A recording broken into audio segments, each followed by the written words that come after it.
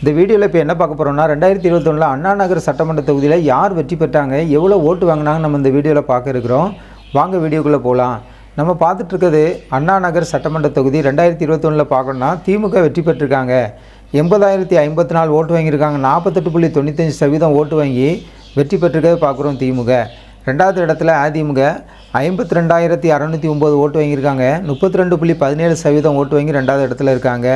மூன்றாவது இடத்துல மக்கள் நீதி மையம் கட்சி 17,522 ஓட்டு வாங்கியிருக்காங்க. 10.71% ஓட்டு வாங்கி மூன்றாவது இடத்துல இருக்காங்க. நான்காவது இடத்துல பார்க்கணுன்னா நாம் தமிழர் கட்சி 10,406 ஓட்டு வாங்கியிருக்காங்க. 6.36% ஓட்டு வாங்கியிருக்காங்க. அதிமுகவுக்கும் திமுகவுக்குள்ள வெற்றி வாக்கு வித்தியாசம் நம்ம பார்க்கணுன்னா 27,485 ஓட்டு 16.78%. அதிமுகவோட திமுக அதிகம் ஓட்டு வாங்கி வெற்றி பெற்றிருக்க நம்ம இந்த வீடியோவில் பார்க்குறோம்.